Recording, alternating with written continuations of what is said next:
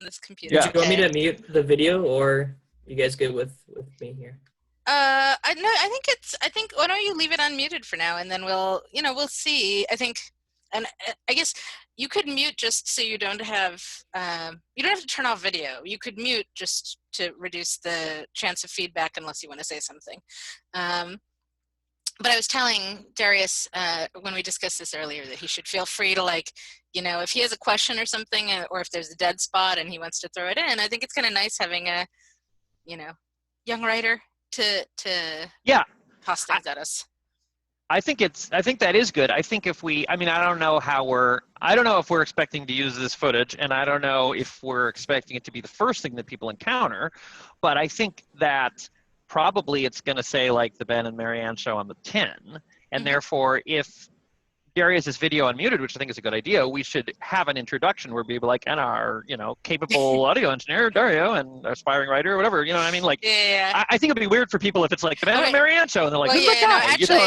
I think we should put it in the intro, is what I'm saying. And actually, Darius, now that Ben says this, I actually think probably you should turn your video off. And that way, like, it's actually less distracting. And I forgot that we're recording the video as well. So, but we'll introduce you periodically. The other thing we could do is have we could have like a set, and we could also sort of have if we want to not have Darius visible in the beginning, but then like bring him in later, we could sort of have like a segment at the end where it's like, here's our questions from Darius, like this. Yes, questions from Darius. Anyway, I like it. So, all right, good. And then I've seen that done on podcasts where Okay, and I should be looking at that little green dot, right? Like that's, if I'm staring at it now and it looks like I'm looking at the screen. If I look at you, Ben, do I still? Oh, I see. Do my eyes looking still? At the little green dot. Yeah. So look at me. Well, first of all, look at me so we can do this experiment. Yeah. Okay. So I'm looking at you, Darius. I think you got to unmute and unmute and tell us. Does it look weird if I'm looking at Ben right now, or does it look okay? I'm staring at Ben. Ben's staring at me. No, it looks fine. Yes. Good. I'd rather do that. It looks so good. Yes. I mean, okay. You're very close to the green dot on my natural. screen, so I think it's fine. Okay.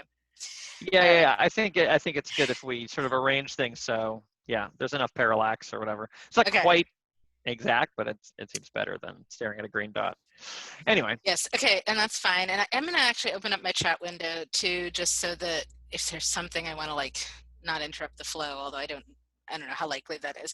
And then I had that whole list of topics, but I think today is pretty much just the what should we call this thing first episode, and we introduce ourselves and then talk about the project. Oh, yeah. So if that makes sense to you. Yeah, that sounds good. Okay, so maybe we start with how we met each other, how we know each other, and the sort of history of conversations in the context of science fiction conventions and panels. Keeping in mind, some of the people watching this will have never gone to a sci-fi convention, right? And then maybe a little bit about what our interests are and what we're hoping to bring to this. Does that make sense? Okay. Sure. So, all right, well, I'm going to make you talk for a while then. So, how much? And that's cool. I have some questions about you have meta process. questions. We have to watch out because, of course, it is a Zoom call, so there's a lag where we Well, so my question was, to what extent, how much editing are we expecting to do on this? Like, how much are we going to riff, and then later, should we assume that it may just be this take, or should we? I think or are we? You know what I mean? Like, no. My suggestion to Darius was that he would go through and take out the boring bits. So I think generally we will. Okay. I guess I'm sort of seeing this as an evolution towards more and more editing as we have capacity and know what we're doing. Does that make sense? Right, like the early ones can be rough, and then we kind of go from there. Yeah. So, okay. Because I think in some ways that it will be better ultimate. The reason I ask is I think it would be better ultimate quality if we allow ourselves to kind of ramble and get into it. Although it wouldn't be better. You know what I mean? Like if we allow ourselves to get off the beaten track a little bit, we will actually get more interesting that will on it will just be flail. Anyway. Yeah. Okay. I think that's all good, and I agree. I think we should feel free to ramble. So that is one of our skills and talents. Okay. So, like that's a strength. It's a feature, not a bug, right? So Right. It's a feature, not a bug. I've had like occasions in class where, I come in with a lesson plan and just something occurs to me right in the process, and then like there's this moment of spark where I can suddenly make connections with like 5 other things over the course of the semester, plus 3 things that are happening in current world events, and it's like the best moment of class, and I can't reproduce them and I can't plan them. So anyway, okay, so introductions, we should introduce ourselves. So Benjamin Rosenbaum is going to introduce himself rather than me doing it. So I could, but would do it so capably. I think it'd also be funny if we introduced each other. Yeah.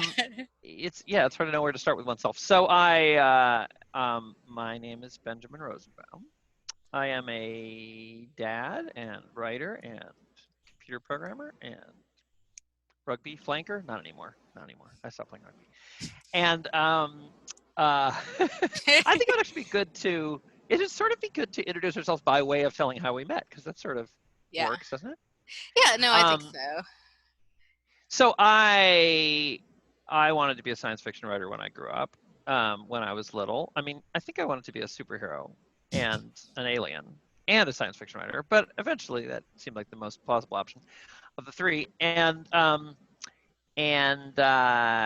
then I stopped abruptly in college, which we could talk about sometime. It's a good story. And then I decided to start again. And when I was like 29 or 30, and I think I was 30 when I went to Clarion West, which is one of the couple or 3 strange little paraliterary science fiction boot camps, what which year sort was of that? exists 2001, which is when we met.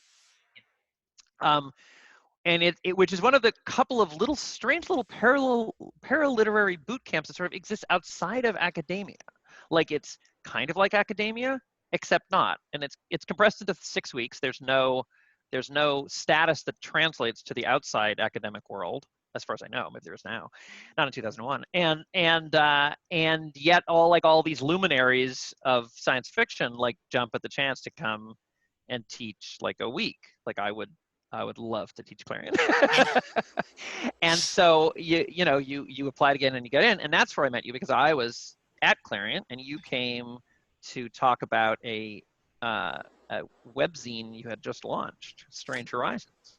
That's now, right. I think. Yeah, that's absolutely right. So if 2001, that's and that was really, it was just very random. I can't remember, I wasn't teaching at Clarion that year. I think I must have just been visiting Seattle. You were at the Seattle one, right? And I think I just dropped them a note and said, "Hey, I'm in town. Would love to come by and talk to the students if they're around." Was there a convention happening? Was I there for WesterCon maybe? I don't know. Or I don't remember there being. Certainly, we didn't go. You didn't go. You would think they would have dragged all the little Clarion kids. I think you were just in town, but it seemed like you were drumming up, submitters to your new project, right? Yes. Anyway, you were a special guest. It was very you were an impresario, and this, by way of introducing you, this was like not the first genre transforming volunteer foundation that you created, nor would it be the last.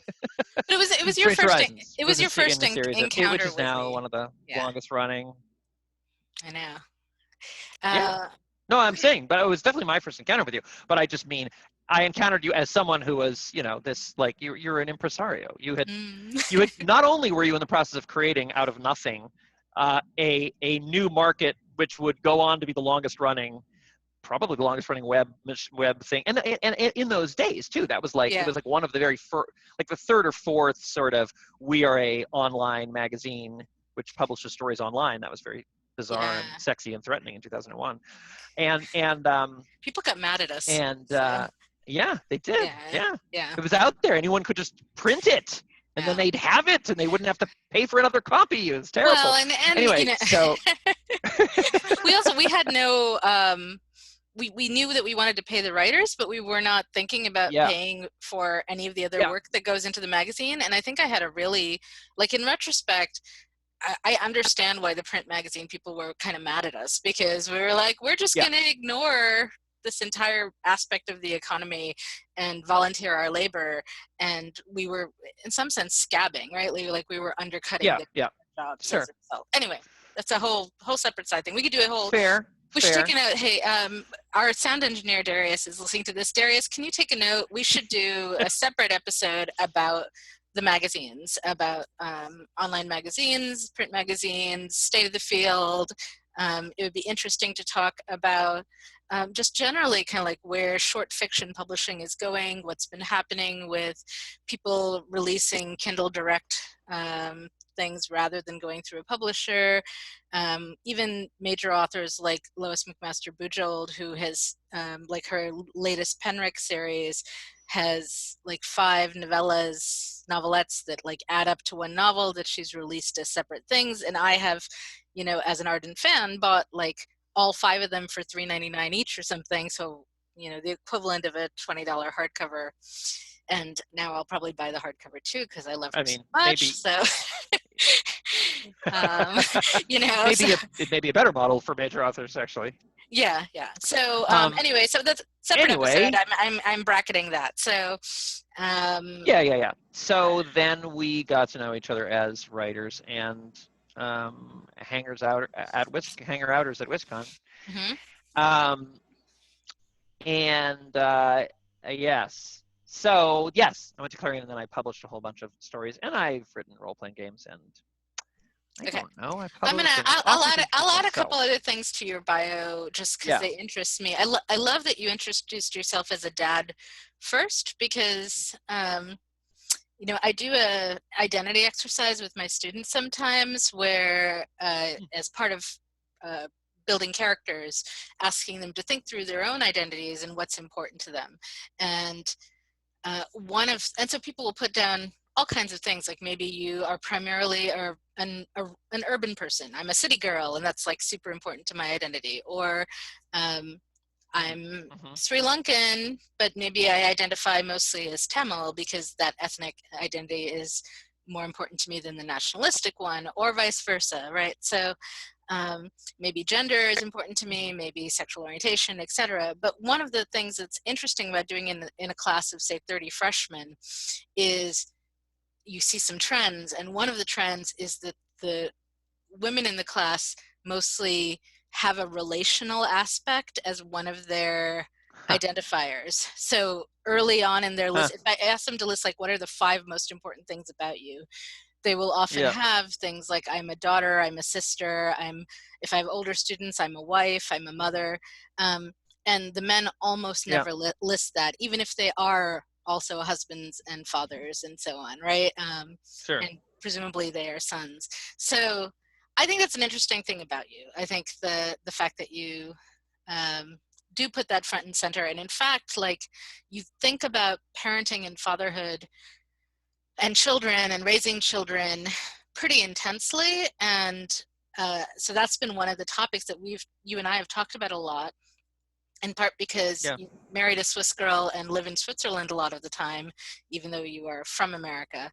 And so there's a lot of culture-y stuff that goes into raising of kids. And and you had your kids a few years before me, so especially early on, I was asking for advice a lot.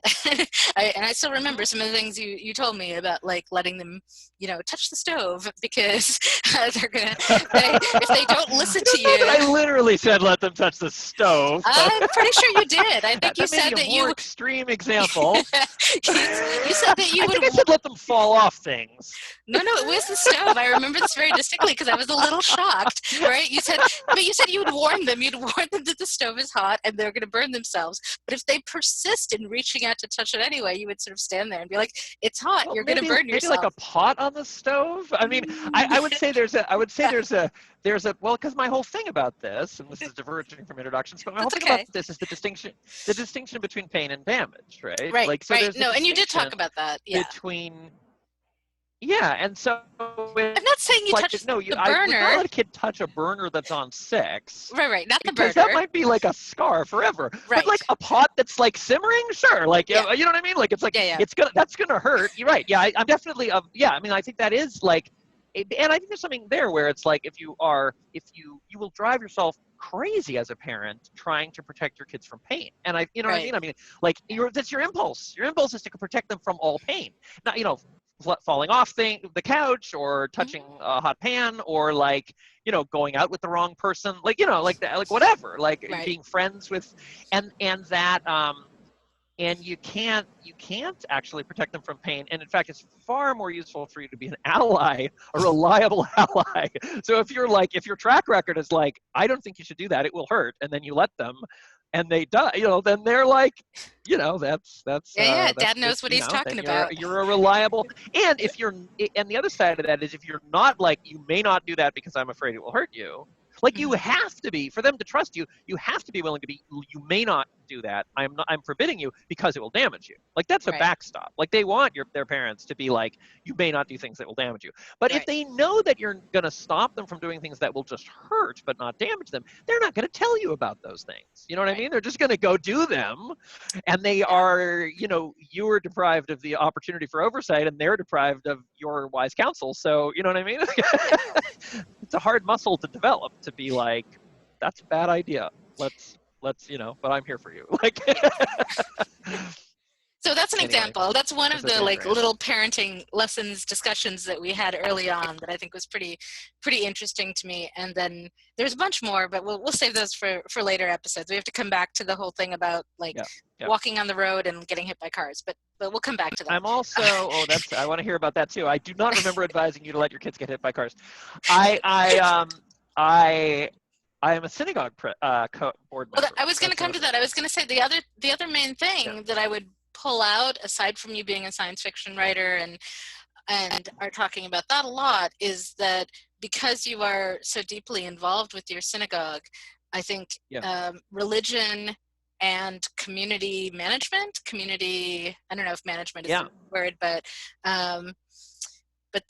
thinking through how to enhance your community and support people within it is a big part of what you do, and it's a big part of what I do in different ways. And so, what is the term for what you do? Is there a technical term, or are you? A goodbye? I mean, well, I don't know. I was raised.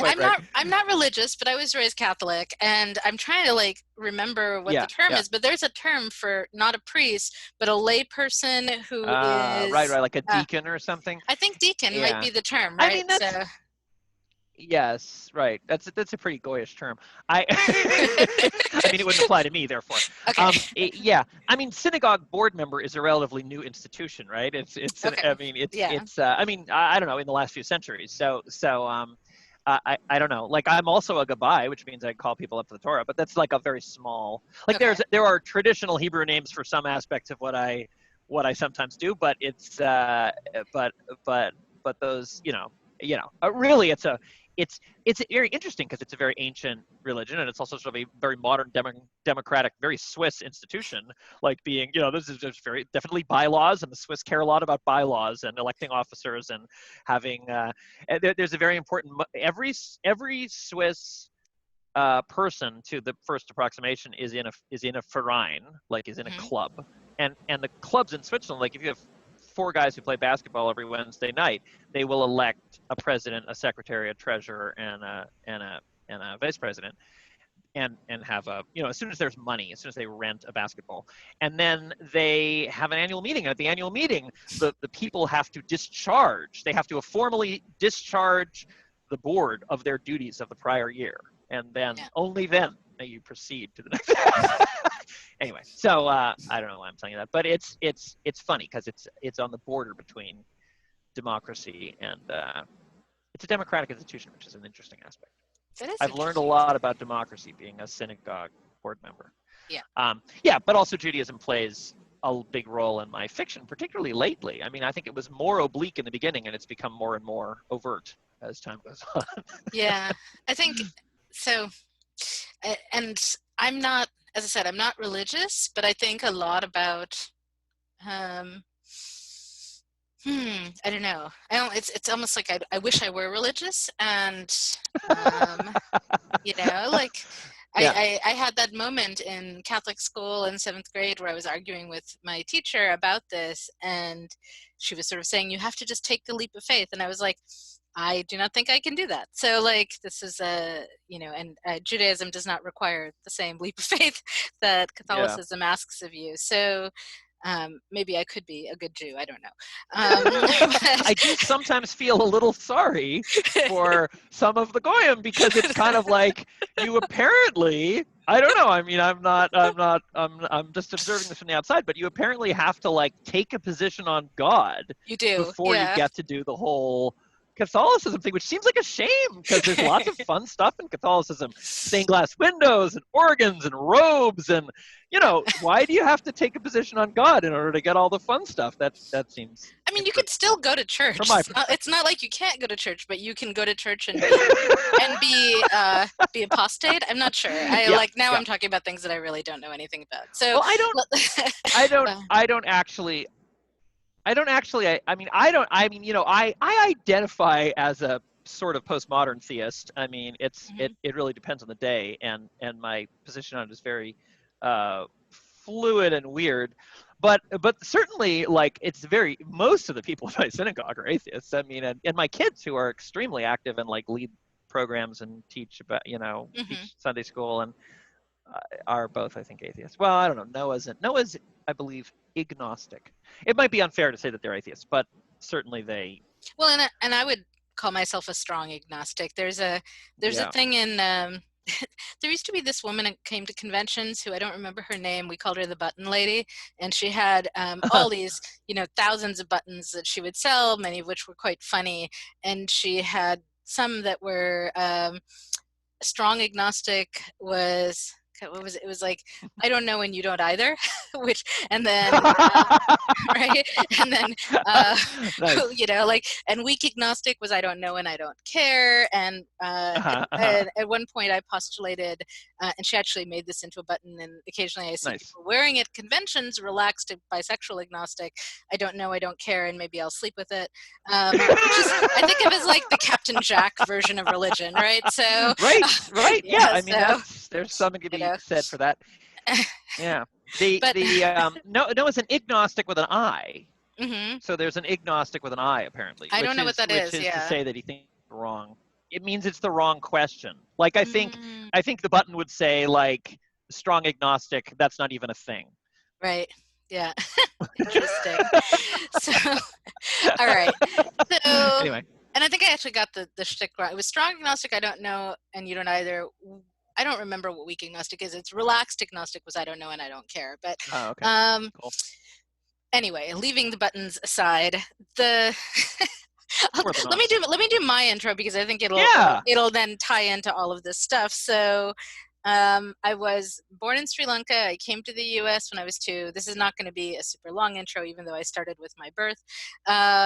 It can be. It can be. I know, but it's like, what is that novel that starts with the really long early English novel? I should know this. They're gonna like take away my PhD. Starts with the. I'm picturing them pulling up outside your house in a black SUV with the PhD taker-awayers. Well, there's this moment in one of the David Lodge novels where there's a bunch of. So David Lodge is a comedy writer. He writes about academia. They're very funny. One of his novels is Small World, where they are. It's a bunch of academics on going to conventions. So they're flying what we cannot do right now in the age of coronavirus, but they're flying around the world to conventions in order to get laid, basically. So it's all about the bed hopping hijinks of the professors. And it's a very funny book. And there's a moment where they're all sitting in a hotel room playing a drinking game called Shame, where they have to say, like, I've never read Grapes of Wrath, and everyone who has it takes a drink, right? And so, I've never read blah, blah, blah. So all of these tenured faculty, right? And then it's a very funny, I'm going to spoil this moment in the book, because what happens is, they go around and then someone's like, I've never read Hamlet, and everyone just goes, and like the game is over. He's destroyed his career in academia. Like, this is the one thing. The game is over. You can't admit that, So anyway, I have read Hamlet, but I can't. It's not Tom Jones, is it? I'm relieved. Is it the novel that's really long, that's sometimes called the first novel, that starts with the guy being born? It might be Tom Jones. I can't remember. I should look it up. But and I think Rushdie uses that somewhat as a model farcical referent to With Midnight's Children, because he starts with this whole thing about the birth of his protagonist with the huge nose, and it goes from there. Anyway. Yeah. This is not that. This will not end up being the longest novel in the English language as I tell you my biography. But I grew up in Connecticut, avid genre reader, like I'd search out the books with the rocket ships and the dragons on the spines at the library. My dad would often would like drop me at the library on Saturday morning. I would sit there and read for like 8 hours straight, come home with 20 books, be done with them by Wednesday. This was during the summer when I had nothing to do but read. And then be waiting impatiently until Saturday when he could take me to the library again. So that was who I was as a kid. I grew up, I became an English major at the University of Chicago, and thought I was going to be a professor, but I did not. My grades weren't good enough to get into any of the schools I applied to. So then I was a little lost. I typed really fast because I grew up in a Polish Catholic community that had us all take, it was a working class community, and I think they expected that many of us would end up in pink collar jobs.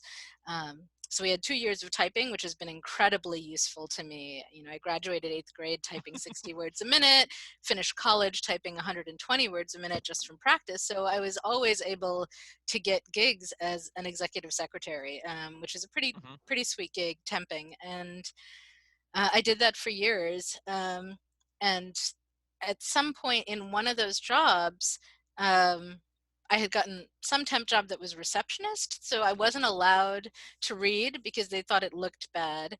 That was a totally standard thing. I'm sure it still is, that you can't like sit with a book in front of you, even though all you're doing is sitting here waiting for the phone to ring, which it rings like once an hour, right? So at some of these places, and so.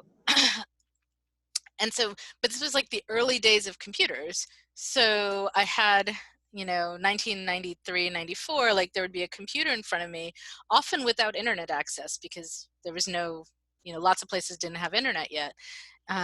So I could write. And so I found myself writing poetry for the most part. So I spent like a year writing poetry, and then realized that I was not going to be able to probably make a living writing poetry, and but maybe I could with fiction. And I had written some fiction before, and that's a whole nother episode, I suppose, about how in college I was writing erotica and putting it on the internet and the shame of my parents and blah blah blah blah blah. But it's one of my favorite stories. It's a good story, but it's a long story, so we'll table that for now. How I made myself a scandal and a hissing in the Sri Lankan community, but I decided to write fiction. I applied to MFA programs, and this is where we intersect, because this is where Clarion comes in. I ended up getting into the Mills College MFA program in California. I went out there, and halfway through that program, I went and applied to Clarion and did Clarion in Seattle in 1997. And Clarion, it was called Clarion West at the time, I think still is. And and from that, sort of like, and I had a little bit of a side path here, because what happened is I went there thinking, oh, I really, really want to be a science fiction fantasy writer, because I love the genre so much. I'd been writing mainstream lit in my program, and there was some good stuff there, but I wanted to write an epic fantasy novel, perhaps. And we got to week 4 where we had some tour editors, Beth Meacham and Tappan King, who came to listen to our pitches, right? And I wrote this pitch, and it bombed. It's so bombed. I was the first one to volunteer to go. I typical South Asian, overachieving kid, head of the class, hand up in the air. I am the Hermione Granger of this story. So, but I did not have the right answer. So it just went around the room with one person after another person basically kindly saying, your synopsis sucks. No one would ever want to read this novel. They were really, I mean, by the third person, when it became clear that this was going to be a bomb, everyone was very nice about it, but still. And then when we had our little consultation. One of the downsides of Clarion. Yeah, well. Is it the emotional? Is you have to hear 16 people say that. That's the. Yeah, well, and it's rare to have everyone agree that this was really bad. But and part of the problem was that I had written a summary and not a synopsis, and so I had some misunderstanding of the form. But leaving that aside. I then had my consultation with the editors. We had these little 30-minute things afterwards with the visiting teachers. And they said they had read my earlier stories, which had all been kind of a little more in the magical realist vein. They were literary, right? They paid attention to characterization and prose style and whateverness, and they had a little touch of the fantastic in them, right? And rather than being embedded in the heart of the field, and they sort of said, we think your heart is in mainstream fiction, not in genre, and that's what you should be doing. And I went back to my room, my little dorm room. I called up my boyfriend and I bawled. I cried for half an hour. I'm never going to be a genre writer. I just have to write mainstream fiction. This sucks, right? There's something very, I realize this is your actual life, and it is actually a very sad and traumatic experience, but there's something kind of hilariously inverted from how the story is usually told. There's a wonderful, you know what I mean? It's kind of doomed to the dark outer precincts of literary fiction, and forced to write for Granta. Yeah, that would be nice. I mean, I was gonna say Granta. I was gonna say forced to write for Granta, but I was like, well, I don't know, she actually wrote for Granta, so maybe that's. No. But I was like, that's Granta, nice. Call me. I like right? So I could be. Exactly. I've gotten some good rejections from Granta and Harper's and Atlantic, and so on. I have a nice queue of those kind rejections. So. So anyway, I went away and I basically stopped writing genre fiction. I mean, I finished off Clarion. I didn't leave in a huff, but I and I enjoyed my time there immensely, and had the usual mad crush and etc. So I'm very glad I went, and it probably helped transform you into a prominent genre editor too. I mean, that's the other side. That's another piece of your career besides as a writer. I think it helped embed me in the field in that way, right? Yeah, and I met some people. I got to. Week 2 was the reason I went to Clarion was because Chip Delaney was teaching week 2. Samuel R. Delaney, and he was my idol. I wrote my bachelor's thesis on him, and I wanted to be him. I was going to say there's a way in which I was going to say it'd also be interesting to have an episode when you were talking about what you grew up reading and seeking out the books of the dragons. I think it'd be interesting to talk about what we imprinted on both overlap and also what's both different, what does and doesn't overlap. Oh, that would be great. Darius? I never read any. What? You never read any Delaney? Oh my God! No. Opposite. no. Wait, I paused because you were saying him. No, Delaney is in the overlap. No, I never read any Bujold. Until you turned me on to Bujold, for instance, which is one of your big hallmarks, but I hadn't read. But Delaney is an intersection of ours, and I mean, in fact, it's you could argue that we presumably that on some level that's why we met, because I also went to Clarion. I did not go when Delaney was going, but I realized I wanted to go to Clarion because I saw that he was teaching. He taught in 2000. And I was like, oh my God, that would be. And then I had missed the deadline, or I wasn't ready, or whatever. And then Octavia Butler was teaching the next year. God. So I was like, she's I had Octavia Butler. I know. She's the one who, I mean, Butler and Le Guin are the ones that if I could have, those are the two. But They're my three influences there. Exactly. But, exactly. And those are kind of my three core influences. But we should do an episode about this, and in part because I'd love to. If we do that, we should think about doing it with some guest people for pieces of it at least. Because, for example, when I went to Sri Lanka, God, it was like a year and a half ago now. I met Yudhanjaya Vijayaratne, and he is an ardent, up-and-coming, brilliant young writer, and we were talking about all the things we read that we have in common. We have a lot of the same taste in books. We brought him out to Chicago for the Deep Dish reading series, and so he stayed at my house, and like all my bookshelves, he had read half the books on my shelves, right? But he'd never read Delany because there is no Delany in any bookstores in Sri Lanka, right? And it's just like this massive, horrible gap. And I'm like, oh my God, that's terrible, right? So, and and there was this moment, like he was posting about it on Facebook, and I was like, oh my God, I have to organize a mission to send many copies of Delany to Sri Lanka, and and I was like literally like going to start like funding this, right? And then like one of his friends from Sri Lanka is like, dude, you can buy electronic copies, like go buy some. And I was like, oh, right, okay, I don't actually have to like organize this. Oh, right. Send the print books to Sri Lanka. 1993. I would need a creative book.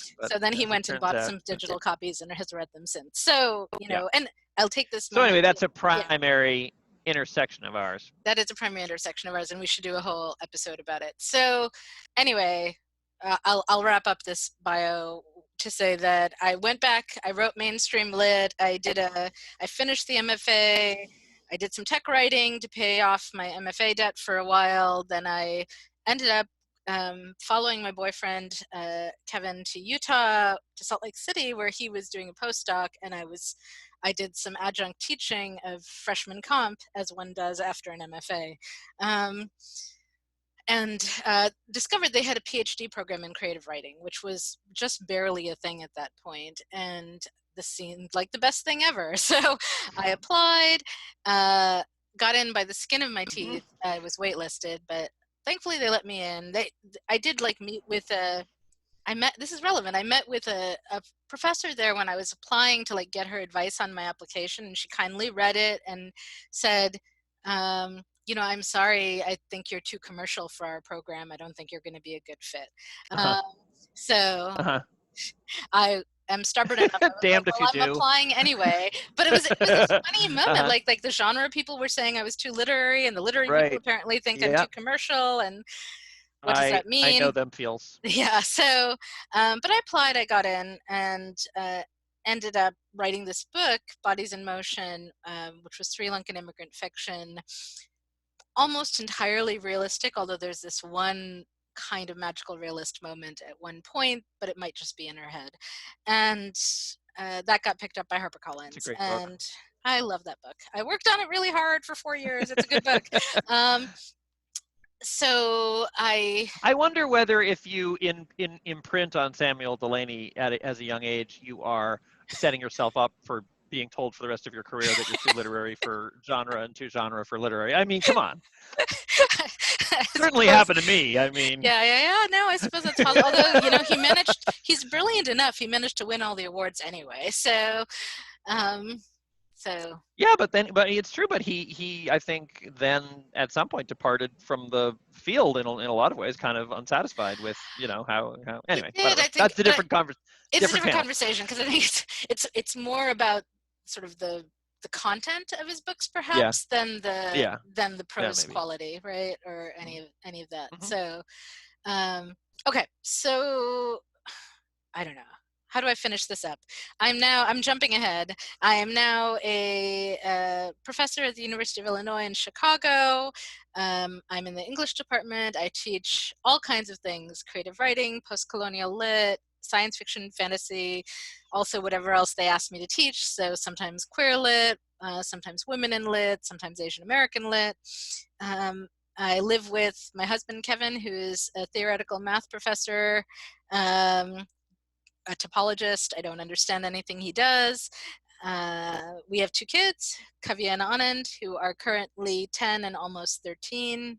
sorry, I got those reversed. So Anand is 10, Kavi is almost 13, and we'll probably, Ben and I being who we are, will probably reference the kids during these. So you need to know who they are. And Kevin and I are poly, so I have one other long-term sweetie, Jed, who also went to Clarion, and who lives in the Bay Area, and we have been socially distanced from him for 2 months, which is sad. I miss him. I'm trying to think if there's anything else really essential. I have a dog and 2 cats. I garden. I think that was. I garden. Well, I garden and well, I cook it. And I guess that's the last thing is my most recent book is a Sri Lankan cookbook, A Feast of Serendib. And the last several years, I've been trying to navigate an increasing interest in domesticity, but also maintaining my interest in science fiction and fantasy. And I am the despair of my agent, who would really like me to pick one. And I mean, he would like me to pick science fiction, but any agent would want me to pick something and stick to it, because it's way easier to build a brand with one thing. And I persist in being pretty committed to both of these. Preach. Yeah. So well, and I have ADD. I mean that there's a lot of strands. So I was going to say, I mean, and I think you touched on them, but I mean, one thing is that you're actually, I mean, one thing that's you have an outsized role in certain ways in science fiction community, both as an organizer, I mean, not just science fiction, but a lot of communities, both as a aggregator of people, as a leader, as a creator of organizations and entities, you know what I mean? Like that's an enormous kind of work and also like in terms of your, I think at certain various points in recent science fiction history, you've had a crucial role as a voice around community and political issues and, you know, sort of, I mean, in a really, like in a really good way, like a really was that a noise of dissatisfaction? Because I feel like this is it's accurate. A very positive impact. It's an interesting, you know, science fiction. So I didn't mention the things that I've done in the field. So like with Jed and a bunch of other people, we started Strange Horizons. I ran it for 2 years and then handed it off to Susan Groppe, who has handed off to others, and certainly it's entirely possible that my biggest literary achievement will be having started that magazine, which is going to hit its 20th anniversary very shortly, which is amazing to me. So I did that. And it has been really focused on diversity and new writers and a lot of things that were, you know, relatively groundbreaking. Yeah, and that's why we started it. And we should talk about, Darius, make a note in a future episode, we should talk about why we started Strange Horizons and how it has or hasn't fulfilled its promise. I mean, I think it has very much so. And I'd love to do that episode with Charlie Jane Anders and Annalee Newitz, because I've talked with them about it and they also have a really great sense of the field. So let's bring them in as guest people on that episode. So, and if I can get Ellen Datlow and Sheila Williams to come in as well, that would be episode. Yeah, a magazine episode. That would be sort of fascinating. Maybe Eileen Gunn, who did Infinite Matrix. So, back at the but you also day. Started the Speculative Literature Foundation, and then I currently run Jaggery and so I start things. I do start things. I maybe start too many things. I think this may be. You start things and they flourish. So I think an overlap between us is that we have a strong interest in community, an area, you know, and in fostering community and like thinking through how do we help people's lives be better? Does that make, you know, like on a very basic, simple level, you know, and I tend to think of it as the bossy auntie in my case. Like I'm 48 years old, almost 49, and I've graduated, you know, to like good auntie status. Like I'm the good auntie. I'm the one who you can come and tell me you're pregnant and I'm going to help you sort it out, you know, but I'm also the one who is going to sit you down and say, Kunju, what are you doing with your life right now? You know, like, is this really what you want to be doing? So nice to have achieved auntyhood. I love it. I really do. And it's like the best role.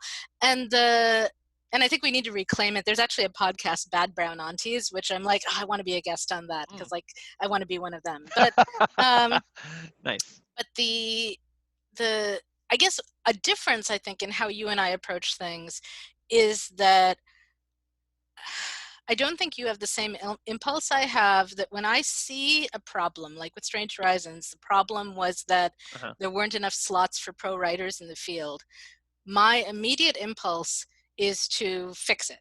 Like I'm a compulsive fixer, and to fix it in a systematic way that will be self-supporting without me in 2 years. That's my goal, right? It's always my goal is to like, how can I build a structure that I can then walk away from, that's going to I mean, we have that in common in the sense that I don't found organizations every 10 minutes, but we do have that in common, that I learned to, I mean, through trial and error, to not, I mean,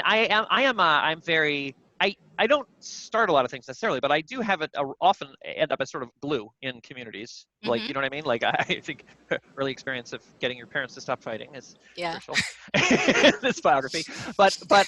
And I remember having distinct experiences of sort of like realizing that things that if I help too much, things are dependent on me. You know what I mean? I go away and then they break. You know. Right. And after having a couple of those experiences, I really and I think I also consciously have tried to emulate you in some regards, but that you've been an influence. But I think it's really crucial to have that ability of like setting things up and then having them scale, like having them, like if it all needs, you know, me all the time, then I haven't actually created anything that I've just given myself more jobs, but I haven't actually created anything that no, and I think that scalability thing is like a tech thing that, I mean, I think literally I started thinking about that more when I was looking at like grants from Google and saw that they gave priority to projects that scaled well, and I was like, oh, I've never thought in those terms before. And I think there's a super interesting tension between the local and the scalable.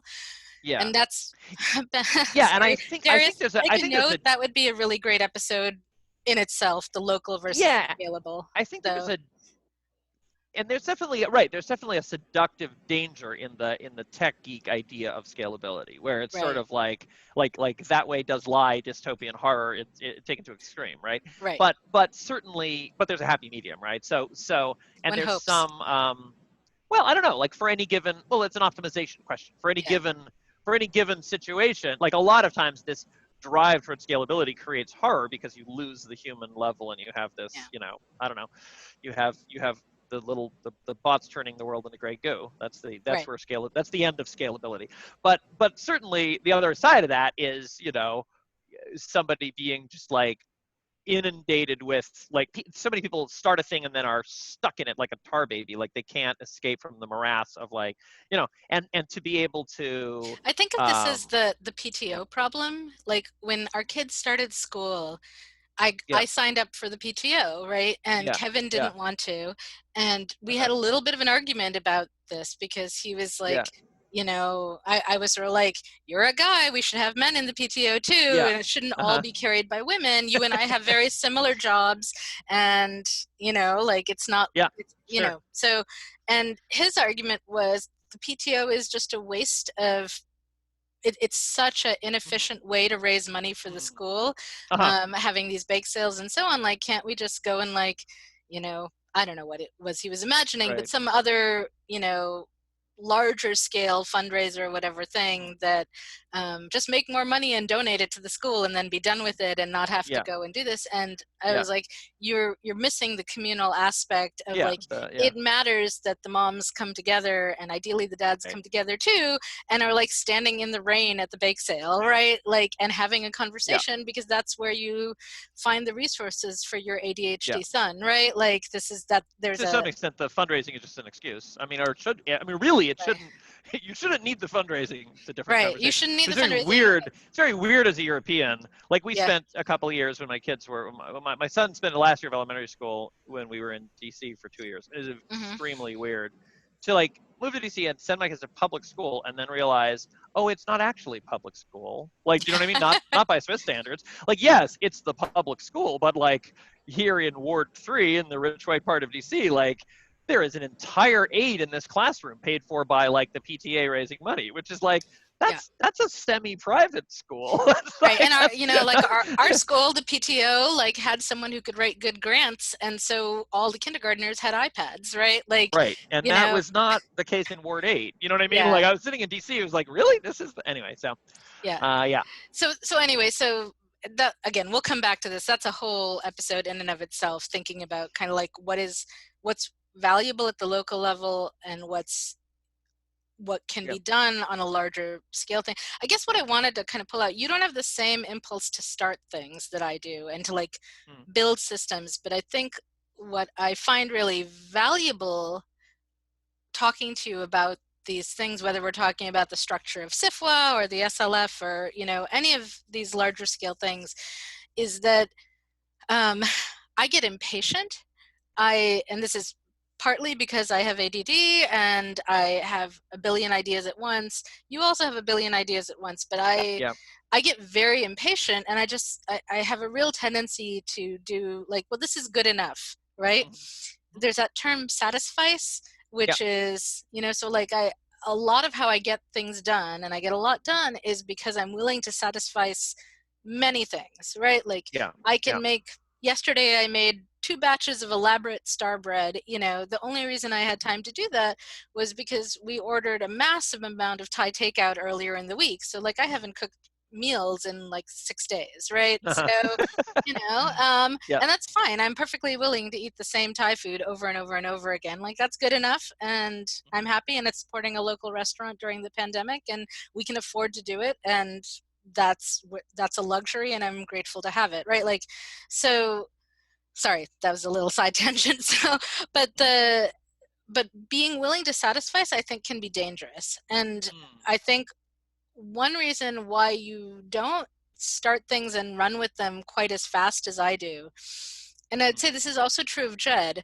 and it's something I really, and Kevin, I value about all 3 of you, is that you think things through more deeply and more carefully. No, you do. And you in particular are somewhat actually you're all uncompromising about sort of the morality, the ethics. And I'm thinking of things like in science fiction, when Elizabeth Moon had been invited to be guest of honor at WisCon, and then they were rescinding her invitation because of a racial issue that had come up online.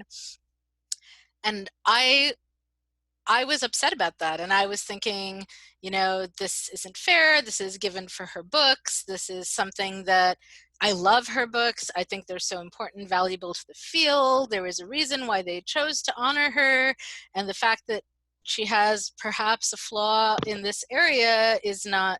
And you and I had a long conversation, and it took you, I want to say, maybe 2 hours to, you may not remember this, but it made a big impact on me, because you just kind of kept at me explaining why it was that it was important that someone who was, it wasn't just a book award, right? That this was guest of honor, and guest of honor was representing the convention, and it says something about the con.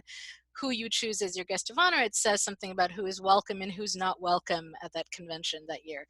Anyway, so you made me think it through, and I don't know that I would have otherwise. I'm very impulsive and quick, and so you slow me down. That's one big. Oh wait, sorry. Say that again. I lost you for a sec. No, I quipped. You're welcome for slowing me down. But I'm sorry, Ben. You're really soft right now. Like you keep kind of like fading. Oh, did I move the? Am I? Okay. How's that? Okay. I think you're good now. I think this mic is very sensitive. No, I quipped. You're welcome for slowing me down. But I mean, I don't know. I don't think of that as uncompromising necessarily. I mean, that the situation that you're describing, it's like I actually think that you and I are similar politically in the sense that we're very.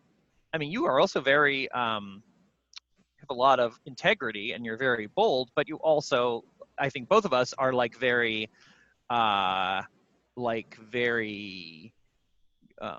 strongly seeking nuance and like the specific details of the case and so on. Like, in that case, I mean, I think there was a popular position to say this person has done this thing, they're a bad person, Done. Right. You know what I mean? Like Right. that's totally not my position. And my position was like, if she had won the Tiptree, they should invite her. A guest of Right. honor is a different job. Like, do you fulfill the Yeah. qualifications for this job?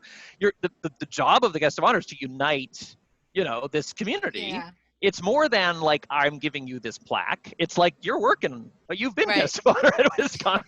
Like, you're working, and the guest of honor is like, this is a very important moment where they give this speech that really, and like, if you have just said something obnoxious, I don't know. I'm not saying it's necessarily that somebody's political faux pas is unforgivable, but if you just said something obnoxious that has alienated half of the community, you have made it impossible for you to do the job, and it is a job. Like, right? Like, so it's not like you don't deserve to be. You know what I mean? It's not like Right. a matter of your work has merited this award. It's a matter of like, we decided that you were a person who had the judgment and standing and ability to do this really important job in this community, and like, oops. Well, and in that fact, up like yeah. That's a right. And I mean, I don't know whether you remember, but when I was guest of honor, I screwed up badly on a panel that year in the convention, and then I ended up different case. No, it's actually, well, what happened was that, this was a panel. I'm going to go ahead and go into this because I think it's relevant. The panel was, I think it was called The Language of Fail. It was a panel that was about what do you do when you mess up badly in public on one of these, social justice type issues, when you show your ass. Sorry, bleep that out if we're I don't know how. I don't know. Are we swearing? I think it's probably I don't know. fine. I think we should probably swear. This is not public radio. I also almost never swear, so it's not going to come up very often. But Catholic schoolgirl, right? I actually like never swore growing up, and like I tried in high school, and my best friend was like, "You should not swear. You don't do it right." So, but you don't do it right. So I swear judiciously. So I'm using the phrase though, "show your ass," right? So and it's Sure. kind of funny because this is like in quotes, "show your ass." I can say it where I wouldn't otherwise, perhaps. And that's actually what happened on the panel, is that we were talking about the use of the N-word, and I said the word, and I said it in quotes. Like, I think I had my fingers probably doing the air quotes at the time because I was quoting something about it, and then someone in the audience kind of raised their hand, and they were like, "Look, I understand that you were just quoting it, but just hearing you say that is upsetting and hurtful." And what happened in that moment, so here I was, Language of Fail panel. I had now been called out publicly. Decided to give an example of of how to fail. Yeah, if only. We'll now have a real real-time exercise. So the moderator actually like stepped in and kind of thanked them for their feedback, and kind of tried to protect me a little by shifting the topic and calling on someone else. And I sat there bathed in humiliation because as I was saying it, even though it was in quotes, it felt so weird coming out of my mouth, and I was kind of regretting it immediately. And it was almost like I was trying too hard, and that was why it came out. Anyway, I ended up interrupting, and I was like, I can't let this go. I can't let you protect me in this moment. And I think the only reason I had the fortitude to do that was because I was guest of honor, right? I was like, I cannot. I cannot. That's exactly what I was saying. Right. That's why I'm conscious of the fact that your job does in fact require that you cannot. Right. I have to stand up and model how you're supposed to handle this. So now you guys have all told me. Right, which is why it was a different case. Which is why it was a different case. But it's a related case. Yeah. But, yes, but I think I could have easily not done it. Like, that's the thing. Like, I almost did not have the emotional strength to apologize. Well, A and B, you could have also doubled down, which is what Elizabeth Moon did, as far as I understand. As I recall, it was a while ago. But what very often happens in these situations. She apologized and then doubled down. But yes, and then de-apologized. That's very typical, right? I mean, which is not to say I'm all about teshuvah, right? I'm all about redemption, like earned redemption, right? Like I have a very, I have a very Jewish model of forgiveness, which is to say, which is interesting because there's not quite as much hasty urgency to forgive, right? Yeah. Like there is a beautiful aspect in Christianity, which is this making forgiveness a paramount virtue, but it has this downside that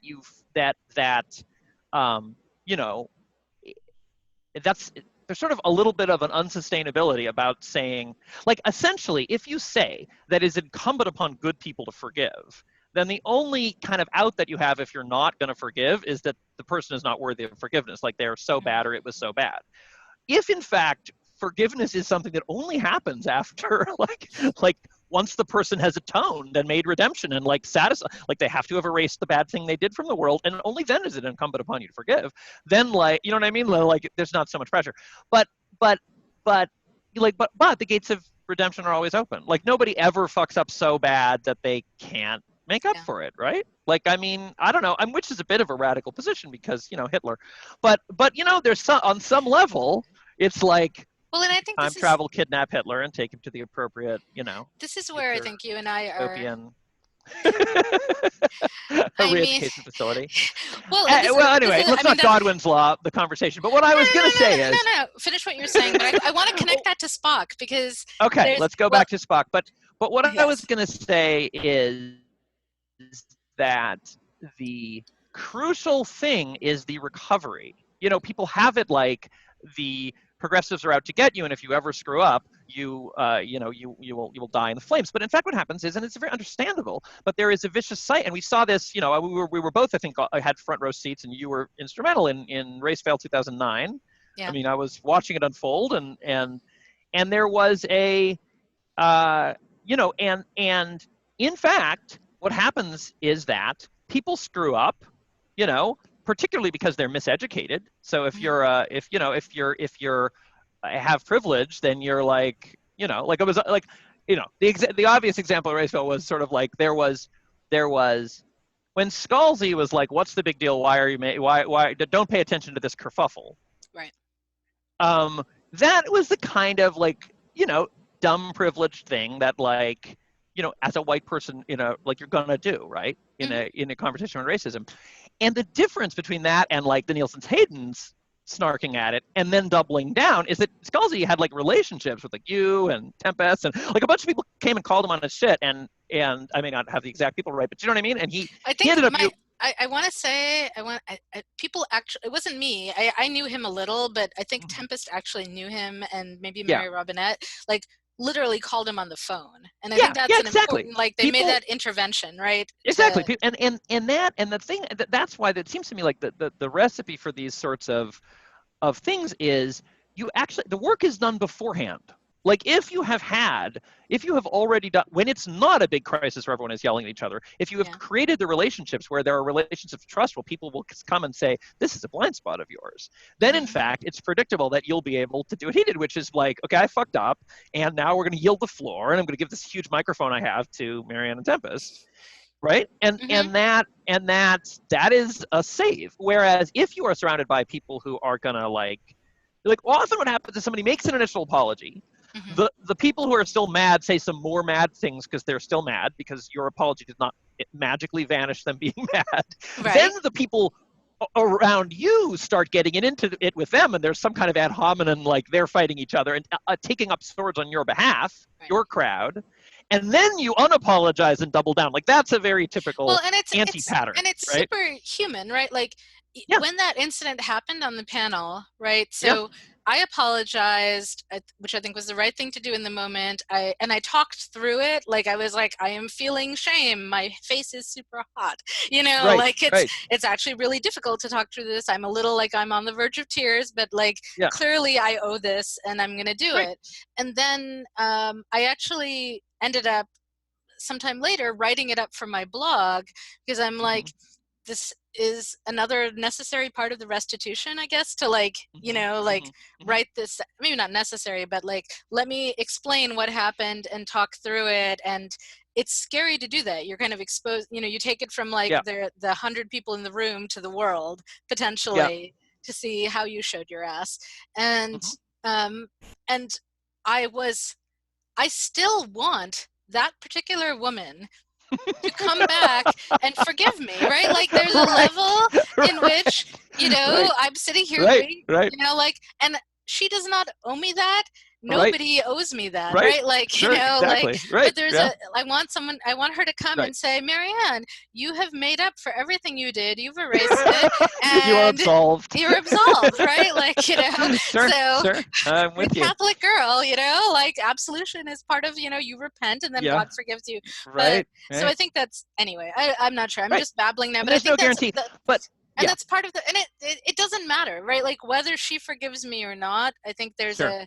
there's a great moment in Bejeweled where Miles is struggling with sort of like social opinion of him being terrible, and his dad says to him, like, you know, it's not about what reputation, oh, I'm going to get this right, reputation is what other people know about you, honor is what you know about yourself, is I believe the Right. quote. Sure. Right. And Sure. so there's a sort of sense of like, you have to get to a point of like, okay, I now am confident that I've done everything I know to do to make up for this thing. Right. And I'll keep listening in case, you know, somehow I'm missing something, but basically I think I'm okay now. That's never going to be any guarantee that the world is going to agree with you on that, right? Sure. You know, you may still be soaking in. Yeah. And that's hard. Yeah. It's a hard place to be. But so. I think that the thing I was to bring this back originally to the original thing we were saying about being uncompromising and whether you know, it's sort of like, I don't actually think that it's the first round that's usually crucial. You know what I mean? I think most things that people do wrong are recoverable, and but tensions are running high, and there's this very typical anti-pattern where your defenders have spoken up for you and gotten attacked for it, and so now you must defend your defenders. Right. Which makes it very hard to stay. You know what I mean? Like that's sort of then you get teams. So what's actually really necessary. Did right. Yeah. That's what he did right. Yes, because if you're gonna, he squashed his own defenders. He was like defenders. Yeah. Exactly, and you have to do that. You have to have that muscle. If you screw up, it's not just your job to apologize. You apologize, and then to gently squash your defenders and say, no, shut up. They're right. Stop defending me. Like that's necessary. That's a necessary, important step. And I think also it's not just during, you know, if you what I found so interesting about that was it's the work that you're doing beforehand of having enough people in your life who will call you on your shit and who aren't sort of all going to necessarily agree with you or share the same blind spot that you have, that's actually going to save you. Yeah. Right? Because in fact, you're right, it's in the moment when it's already too late, when everybody's yelling on the internet. It's not really too late. You can always, I'm not saying it's hopeless, but I'm saying your chances are far better if before everybody's yelling, you know what I mean? You've kind of created, or a community has created. I mean, it's not just about a person. It's about if a community has enough of these interleaving. To be fair, I think we're still all learning how to navigate these social dynamics on a world stage, right? Yeah. And so things like when a magazine screws up or when an institution screws up, I think there was like, there's an immediate, like people want a really fast apology. And I think one thing that that we're still learning is that, you know, like let's say a convention is messed up. You're talking about maybe 20 volunteers scattered across the world who have day jobs, who aren't being paid to do this. And like now they have to navigate this very difficult thing. Right. And I sort of remember there was sort of a moment where we came to some understanding that the thing to do is immediately post something saying, we've just learned about this. We've heard about this. We're talking about it. We are 20 volunteers scattered across the whatever. We expect to get back to you within a week or 2 weeks or whatever with with something. And now I think I saw that with the Otherwise, with the Tiptree turning into the Otherwise, with that conference, it was definitely like there's this sense, and because the scale, it's not just that, first of all, everyone is now always talking into a microphone which might get turned on and broadcast to the world. Like it's usually not on, but at any moment somebody might in another room might switch the switch and you might be talking to the world. And the other thing is that like we now expect YouTube scale, like time scales of response to, you know what I mean? Or sort of like when I say YouTube, I mean like a YouTuber who's just not, this isn't scripted. They're just, or like it's live streaming. They see it in the comments and they respond that. We expect that time scale of the instantaneous internet for.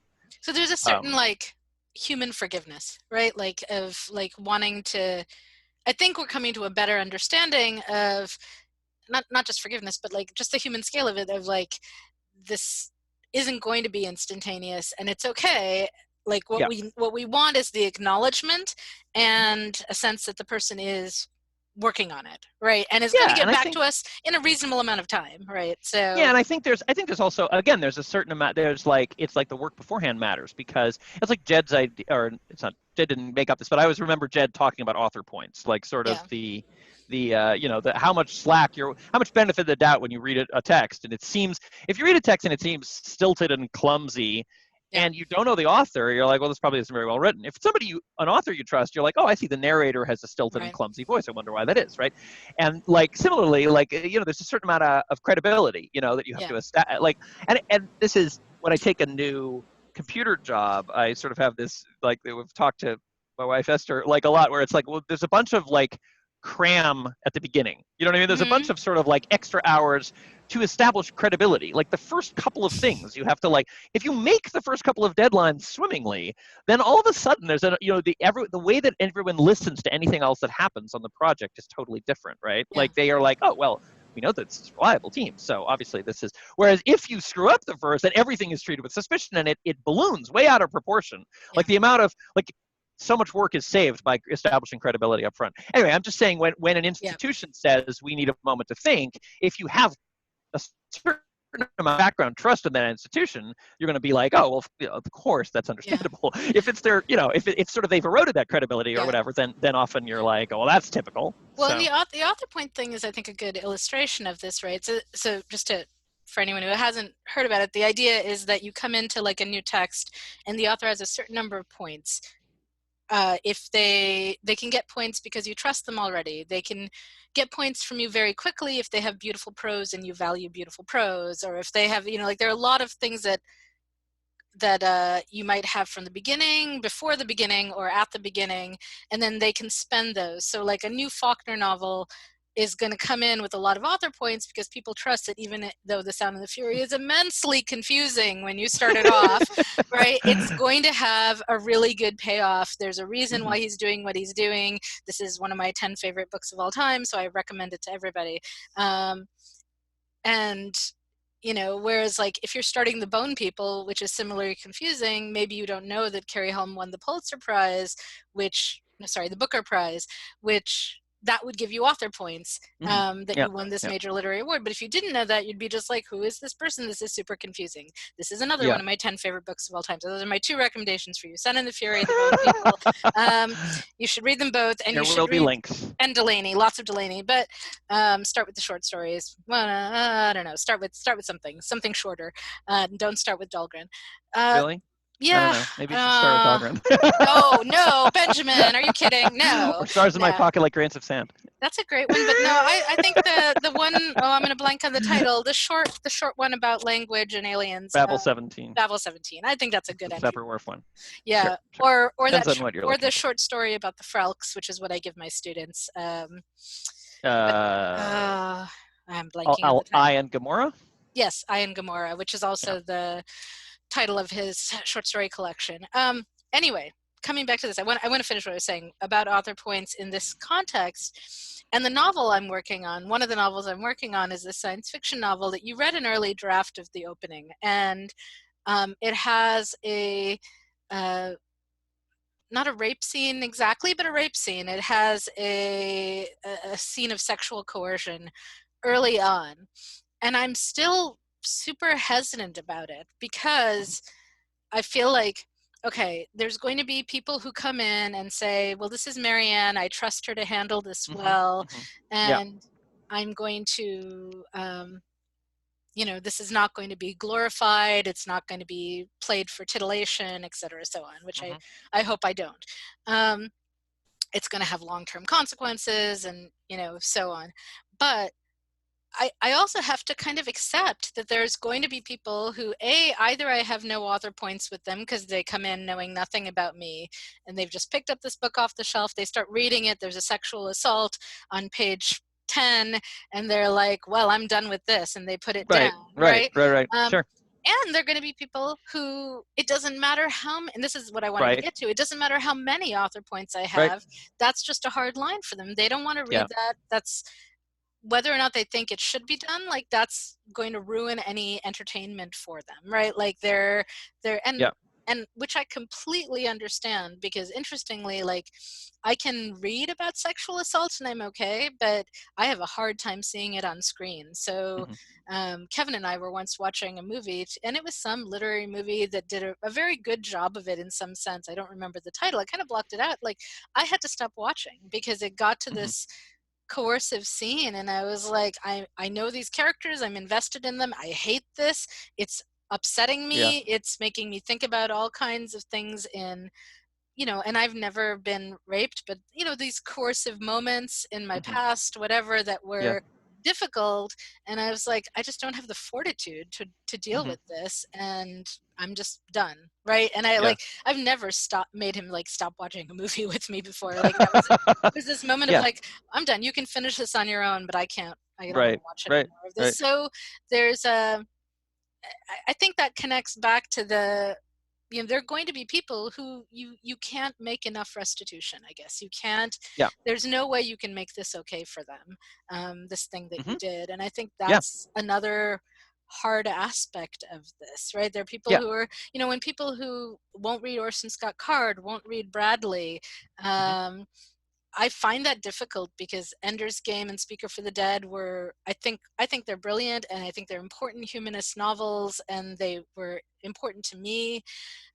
Bradley was incredibly important to me with her Avalon, with both what she did with Mists of Avalon, but particularly what she did with The Spell Sword and The Forbidden Tower, which has poly stuff in the context of this fantasy world of Darkover. But both of them have some major problematic ethical sexual stuff that well, that have real life stuff. Right. What? Sorry? Yeah. Like real life. Yeah. In real life, which has led to a large portion of the community being like, I'm never going to read them again. I don't want to send money to them. And I totally understand that, right? Like, you know, there are people I also have a hard time watching, but there's others, there are other ones where I'm like, well, I'm going to keep talking about Bradley, and I know that's going to be hard for some people, and maybe they're going to write me off as a result, right? And so I mean, and I think there's also, I mean, there's a bunch of levels there, right? Because there's sort of like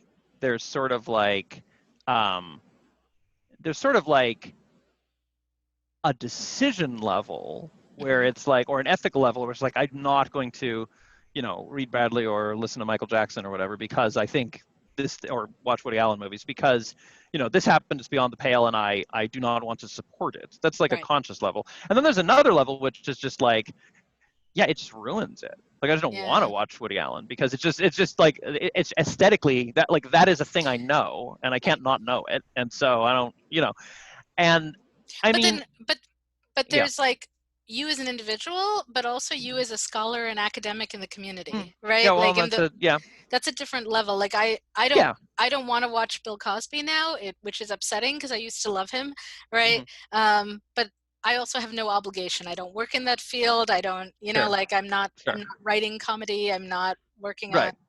If I were like a scholar studying like comedy in America or Black entertainment figures, I mean, he's hugely important. You have to talk about him, I think, right? Sure. So, well, and that's a different job, and there's a different context. And I mean, it's not, I mean, I mean, it's like, sure. And you should talk, I mean, if you're doing the history of early American cinema, you would want to talk about D.W. Griffith, right? I mean, you know, I don't know, and maybe Leni Riefenstahl, I mean, right?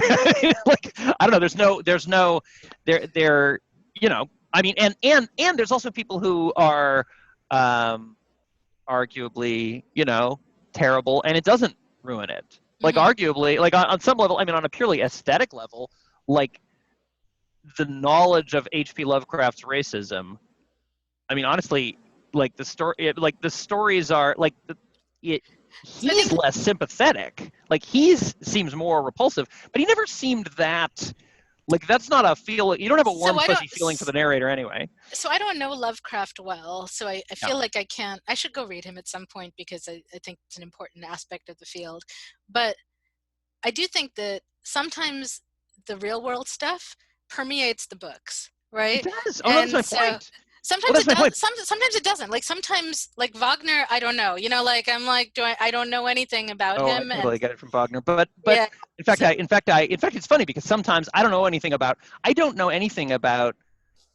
Beethoven's politics, mhm. really. But just from listening to Beethoven, I feel like he's an asshole. You know what I mean? But anyway, the thing I was going to say with Lovecraft is that the aesthetic is different from the political. Like politically, if Lovecraft was alive and getting Yeah. and getting royalties or something, I'd probably be like, Yeah. no, you may not have any mind share, you're racist. But on the other hand, like knowing that, Right. like people have done these great riffs on Lovecraft, like Matt Ruff and everything, where you're sort of taking things. Yes, he was a racist. That's the whole point. Like his horror of like other kinds of people coming and miscaginations. Right. It's like shot through the books. It's like, but Right. it's like there's nothing more Lovecraftian than Lovecraft going insane because people are brown. You know what I mean? Like that. Right. So And like you see N.K. Jemisin, right? Her latest novel, I'm blanking on the title, but it's a Lovecraftian figure. Creature like breaks through into New York, and it's all about the different boroughs, and there's a lot of race politics in there, and she's just confronting it head on and making it part of it. I also Lovecraft racism has been kind of a gold mine for anti-racist Lovecraftian writers, right? Right. Like, and another example of that, like there's a class I teach of sort of writers of color in science fiction fantasy, and we start the series with Conan the Barbarian. Actually, we start with Your Story, The Orange, but then because we have a whole thing about is Jewishness should people like Ben be included in this class on writers of color or not? And so that's actually what we spend the whole first class on, and it works really well. It's hilarious that you've turned our very funny argument on the way to WisCon about whether or not I was white into an entire class. First class of a class. That's got to be an episode. So Darius, make a note. We got to talk about whether Ben is white or not. That'll be a whole episode in of itself. But brief note. I think I am. Yes, and I actually agree at this point, but it took me a long time to get there. So, the second class is Conan the Barbarian. We read Queen of the Black Coast, which is hugely racist, like like it's just like completely permeates. But then we read Charles Saunders, the opening to his novel Imaro, which is about a black figure, sword and sorcery type hero who is a Conan type figure, and seeing what Saunders does with that trope is fascinating, right? And anyway, I don't know, if you're listening to this podcast, what you're going to get from Ben and me is a lot of argument. Mostly we're on the same page. We haven't been arguing that much this episode. Not arguing against each other, right? No. But sometimes we debate quite fiercely. Yes. So, but a lot of kind of detailed nuance. And I think I would say we're both, we were going to call this, like, what should we call this thing? Because we still don't have a title for it. We haven't talked about that yet. And I want to kind of like segue into that because I've been thinking about it sort of in the back of my head. And I have a couple possibilities. Like, we talked about the Marianne and Ben show. That's a little flat, I think. That's a little on the nose. Yeah. Well, I kind of like Marianne and Ben's Traveling Phantasmagorica, except that it's hard to say and hard to spell. So, but like that kind of sense of like wonders and marvels and like a roaming convention that could go almost anywhere. Something along those lines I kind of love. There's there's a memoir called, I can't remember the name, Mr. Somebody's with a W, Mr. Weschler's, I don't know, Cabinet of Wonders, and it's so I kind of like that concept of Marvelous Flying Machine, something. Yes. Yeah. So there's that. Another one I was thinking of as a title is about like being human. Because I sort of feel like in everything we've been talking about, everything we think about, and this is a very science fictional thing, it's a very fantastical thing, these kind of questions about what it is to be human. But I also think you and I bring a very secular humanist, maybe Jewish humanist, I don't know, but I bring a very secular humanist perspective to much of what I do, right? And, you told me at one point that what I really wanted to be was a public intellectual, and I'm still, I think I agree, except I'm not sure exactly. That's among the things. You don't have to limit yourself to just that.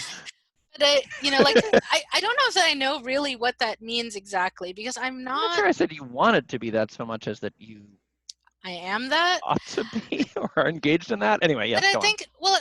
I think there's a question of breadth versus depth that I get a little hung up on, right? Because, and this is, you know, whatever, imposter syndrome, academia, you know, like Mhm. there's a way in which I'm a generalist, right? Yeah.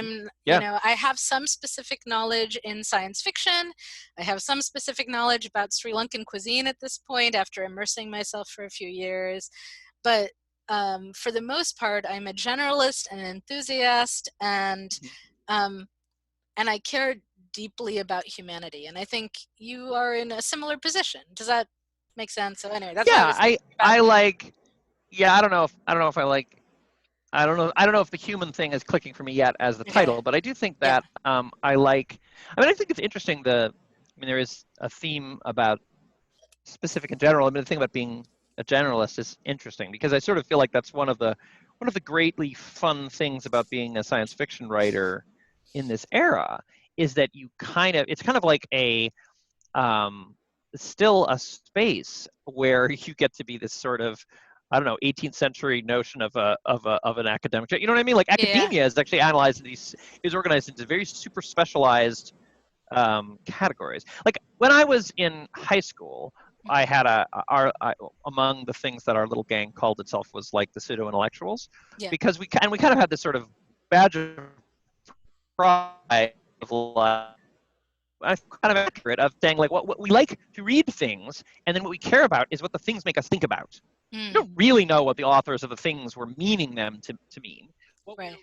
What we're going after here is having like cool ideas, cool brain things happen when we read these things. That is, Yeah. And like then I went away to a fancy schmancy college and I got like a fancy schmancy education, and it beat out of me the notion that I should just like have wild leaps between one thing and another, because really anytime I thought of any thought, there was a bibliography of things I really ought to read first in order to verify that I was carefully and in a carefully scholarly way making a defensible assertion, and it should have like a lot of qualifications. But let me ask you a question about this.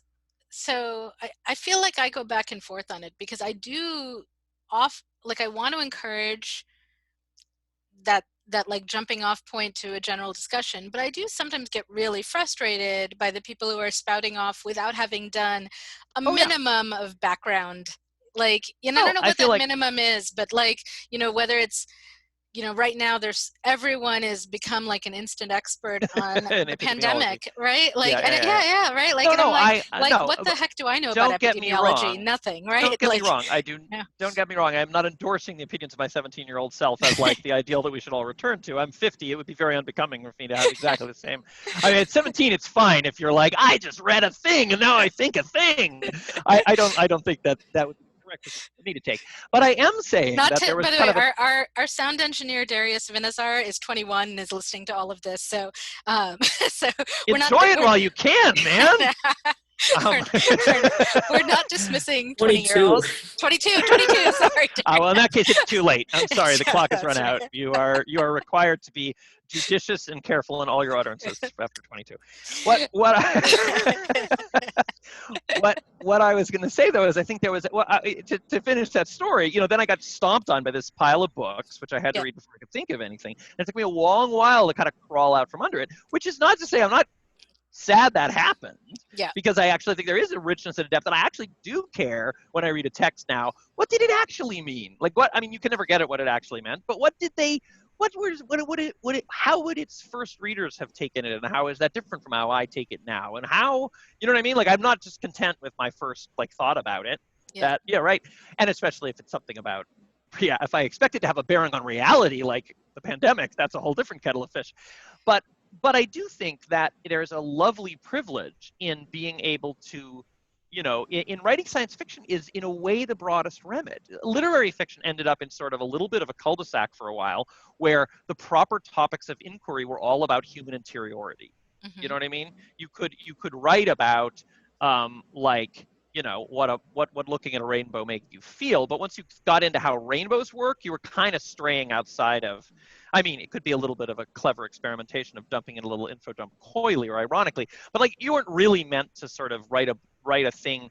You weren't meant to like write a literary fiction. It's so funny. You say cared. that, and I want to argue. I mean, I agree with you go ahead and broadly. argue. Like, no, I don't.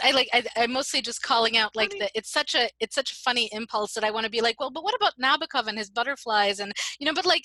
Sure, Sure. But I mean, I'm not saying no. I think you're right. it's always I mean, there's always counter trends, but certainly like your base standard.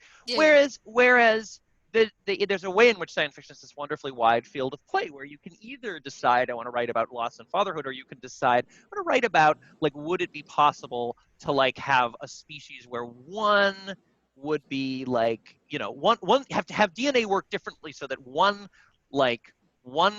organism has DNA and the other organism edits that organism's DNA. You know what I mean? And you can write about either a thing that's about the world or a thing that's about the self or a thing that's, and you just have to learn enough. Okay. I mean, when you write about a thing that's about the world, isn't it always also about the self if it's going to be good fiction? Yes. Okay, yes, okay. Exactly. Because you could just write an essay about the thing, right? Well, you could. You could go off and do a science essay, indeed. right? And in a way, when you write about the self, it's always about the world. It's just that there's a space to acknowledge both sides of it and to come from either angle. And I think that, because I think if it's not at all, I mean, it's also okay for it not really to be about the world at all. It's also okay for it just to be about self. But there's a way in which I think science fiction is strongest when it is not entirely collapsed to allegory. When you're not only, like, of course, you're saying when you talk about the magical thing, it somehow metaphorically connects to the personal or emotional thing. But if it only is an evocation of the, it's like allegory. It's like, well, they're vampires, but really they're just annoying people. Like that does lose something of the magic of it being this liminal space where it's like, oh, they're kind of also vampires. Yeah. But the thing about oh dear, have I lost my train of thought? So the thing about where was I? What was I saying? 7 layers deep, and I know. I got lost too. You were talking about the role of the way we think. Yeah, just this space of generalism, just this space of being. And the thing you're saying about like, well, don't you need to know something about it? The interesting thing is that there's a wonderful bit where when you're writing fiction, you're evoking an imaginary world. It's good if you're not talking out of your ass to some extent. But I used to be much more scared of research. I used to be much more like, well, I can't write anything in historical. It'll be a bottomless pit. I can't write anything that I don't really understand that part of physics. I can't. And now I'm like, you legitimately. It's a magic trick, a stage magic trick, but it's not illegitimate. You actually only need to really understand the part that you're shining a flashlight on. And in fact, in some ways, it can be very helpful not to, you know what I mean? Like, you don't want to be, like, it's useful, I don't know, like, it's like, I will totally, like, go and, like, sometimes go and, like, calculate how many light years something is from something and how long, and, like, try to estimate, like, the relativistic, how long would going at a quarter of the speed of light, how long it would take or whatever, like, right? Like, I will totally geek out about details. But there's another way in which those details are there to, part of what I'm doing when I do that is not that I'm going to get anything right. Like, when I try to write science fiction that thinks about the future truly, it's not that I'm trying to get it right, because I'm not going to be able to say anything accurate about the future. And it's not that I'm pretending to expertise about the thing. It's more that I'm pushing my mind by forcing it to engage with some aspect of the real world. So that's so I find, as a writer, I think I have a lot of trouble trying to write science fiction that is more than a little ways out, right? Yeah. Because this is a difference of ours, because I've well, that's the thing. You do 14 billion years in the future. You do way far future stuff, and it's always really fascinating to me seeing how you approach that, because I get kind of caught up in the realism of the extrapolation, and I get a little strangled, right? So I'm like, so right now I'm working on something that's like 4 generations out, set on a terraformed planet, and my Kriti, my jump space universe, and I'm trying to write some of the things that are leading up to that point, and I'm getting a little bogged down, lost in like making all the extrapolation plausible, realistic. Like, well, you know, if we had developed hologram technology, you know, I only want it so that I can have this scene where they're holding hands in their little hologram suite, you know, but if they've got the tech in 4 generations, that's going to have massive repercussions for the rest of the universe, right? Like for all of humanity. Sure.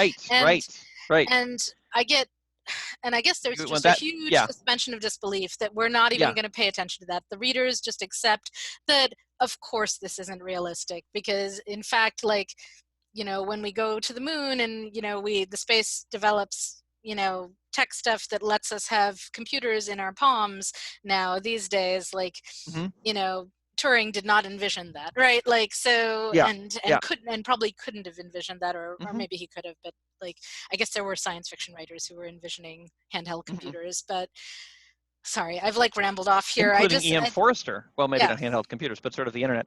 But yeah, no, but I mean, that is a real interesting question. And I think also there's more than one kind of story and more than one kind of approach to the problem. On some level, I think you have to, what's really important is you're playing with the reader's expectations. And often when the reader is kicked out of the story, it's not the thing that they're looking at that's kicking them out of the story. It's the thing you didn't do before to set it up.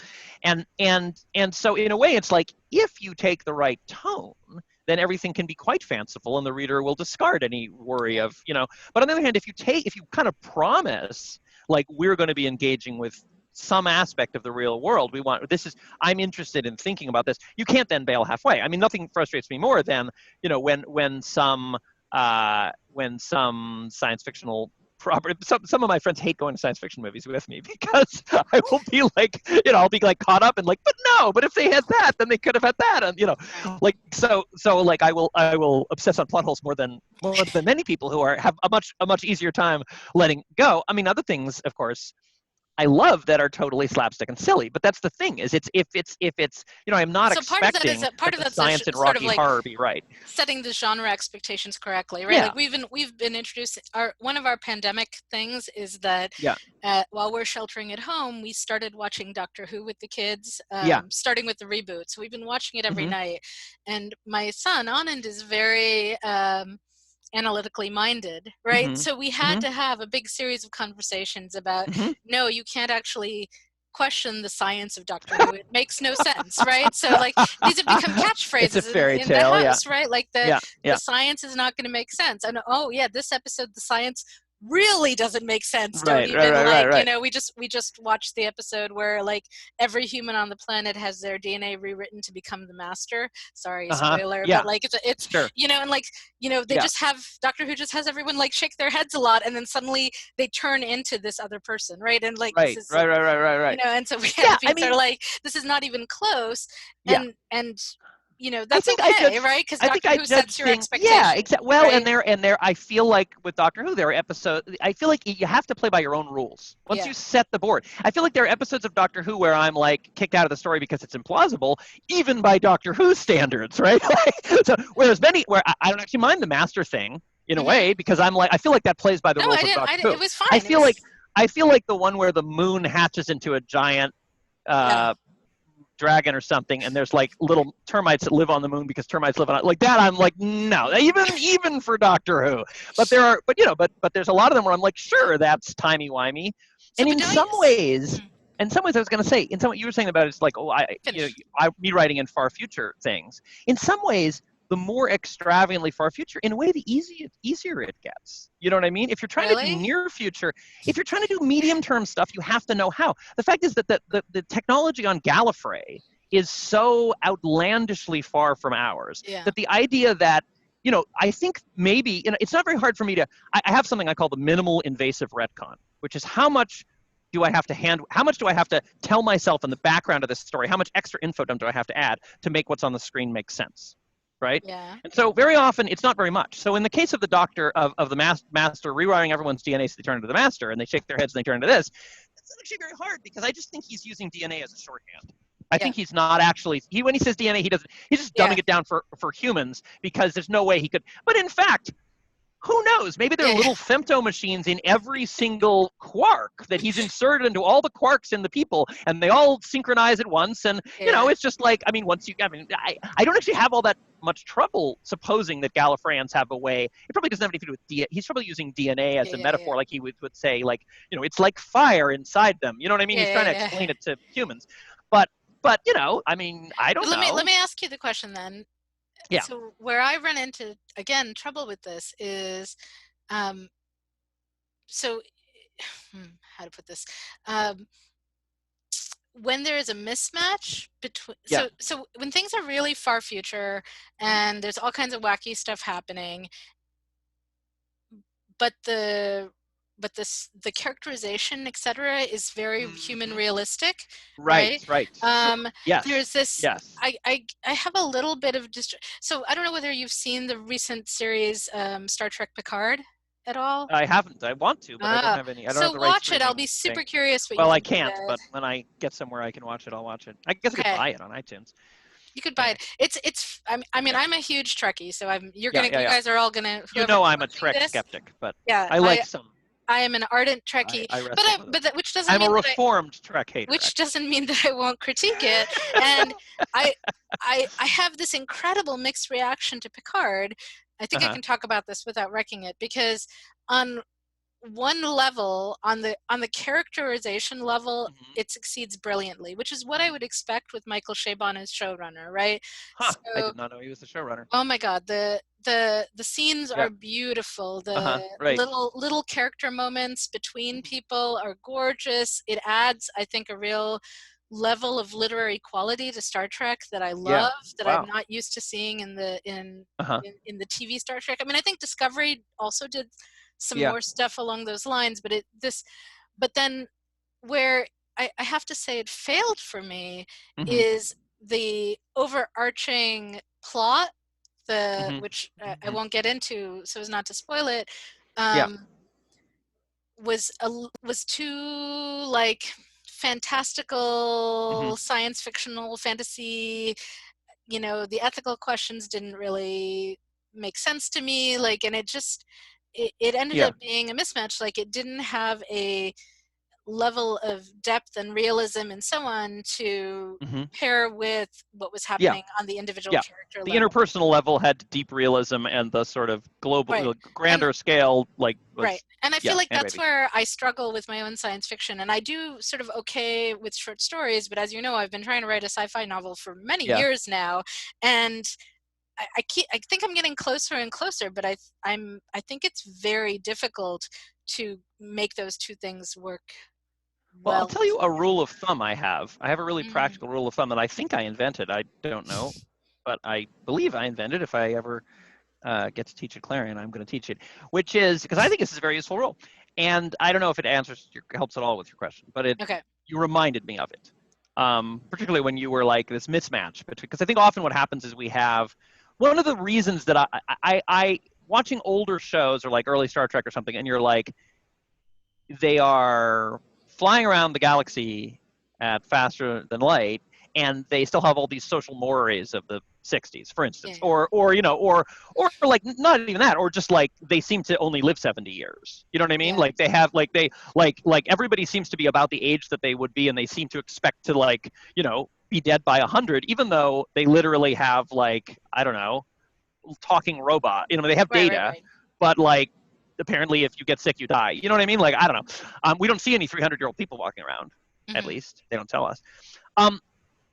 And similar things. You know, and it's sort of like you get the sort of Flintstones version of history, you know what I mean? Version of history, where it's like there was always like dad comes home from work, even in the Stone Age. Or actually I just saw on the internet some meme about how the Flintstones is actually set at the same time as the Jetsons, and the Flintstones is like, it makes perfect sense. The Flintstones is like the post-apocalyptic, like that's the working class in the, like the rich have fled to their cloud cities, and Fred is down there in the quarry.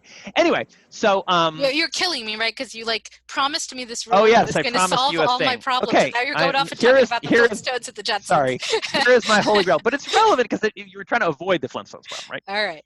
Which is taking your social norms and transporting them to some other era of history. Right. Here's my rule of thumb. I don't think this is necessarily true, but it's about what readerly expectations. If a thing, a technology, an institution, a social norm is X years old at the time that I am writing the book, I believe that the reader's intuitive perception, intuitive baseline assumption, if I don't specifically justify something else, is that it will persist X years into the future. Okay. So the reader sort of, it's sort of related to the principle of mediocrity. The reader assumes that they are roughly in the center of history. Okay. So, bread, if you have 3,000 years in the future and someone is cooking bread, I don't really have a problem with that because bread is 3,000 years old. Like, I expect bread to persist for 3,000 years. If you have 3,000 years in the future and someone is typing, using a mouse to manipulate a pointer on a screen, I find that a little sketchy. Like 3,000 years, like a mouse, like really? Like Xerox Labs hit it so out of the park that the mouse moving a pointer on the screen is going to last. I mean, maybe it could. I mean, but like it's a bit of a bet, right? Yeah. I mean, I would say this has to be modulated by how good the technology is. Like, sure. We had scrolls on parchment for a while, and then we had books and the printing press, and then that was a really good tech, and that lasted for a long time, right? No doubt, and you realize what I'm saying, it can't be true in general because there wouldn't ever be anything, right? I mean, it can't be true in general. There's always a first. Any technology that's going to last 1,000 years, there was a first day it was invented, and then it definitely wasn't true that it would only live another day, right? Like what I'm saying is about readerly expectations. It's not actually about how, but it is true in a sense that when you say mice, computer mouses, they're really good. They're going to last. You are essentially like a very speculative investor. Like you could think of it as like you know what I mean? Like it's sort of like the bread is a blue chip. Like bread has been paying dividends for 3,000 years. The mouse, that just went IPO. Yeah. Like you can put all your money in the mouse, but you're buying a stock option on the stock of mouse to be there in 3,000 years. I mean, it's a risky bet. So that's my point. People have this expectation, and you could do that with anything, like any social norms, right? Like I don't know, like marriage, like the way marriage, like if you're writing something set 50 years in the future, and marriage 50 years in the future should feel about as different from marriage now as marriage, in 1960. You know what I mean? Like it should be about that amount of gap. And that's what, and it's, when you see something written 500 years in the future, and the social norms are just like ours today, like there are, people are complaining about their bosses and then going home to their, and their wives are trying to find a babysitter. You're a little like, really? Because in 1600 that wasn't the case. You know what I mean? But and that gives you this great rule of thumb, I feel like, where you can be like, because obviously you can't make everything different, but there's a way in which you can be like, okay, if I'm writing very, and so in a way, if you're writing very far in the future, it's like, well, I get to spin all the dials, you know, and you have to think about what dials there are to spin. Obviously, that's, there's some level where if you get far enough out in the future, because I've written things that are millions and billions of years. You have, yeah. And at that point, you begin to, you can no longer be writing in the same kind of coherent, realistic style. But the thing that I have found to do in those cases is you explicitly let the reader in on the idea that to some extent this is metaphor. Like, let's call it a ship. Let's call him the captain. Yeah. Like, of course, that's not what we're talking about. There are no captains of ships 15 million years from now. But let's use that metaphor so that you and I can talk about this thing that's happening, right? And so there's that effort of translation, like we're translating. But I think that I think the rule in some level still applies. Like there you're calling attention to sort of that you're translating some things, but still it's sort of like you're like, what's great about this is it makes history this wonderful backstop where if it's suddenly Shakespeare becomes a really useful metaphor for a really useful mine of information for how I should talk about, let's see, how many years is that? Like, so you're right, that was what, like 400 years ago, right? So 2400 should feel like Shakespeare. Right. When I was writing a bunch of stuff set in the guy who worked for money and falling. I read a bunch of stories written in like 2050s Frankfurt, and sort of after 2033 they default on the dollar, money goes away. There's this whole new economy, and that's the whole premise of the thing. And when I was writing them, I was thinking a lot about 1960. Like 1960 was as far away. So I was like, what has changed since what can we reasonably say? What's the same since 1960? What has really changed? It should be that far away, and that thinking about social norms, thinking about, it's I think it's a good principle. I'll have to anyway. ponder it a little bit, but I like it as a guideline.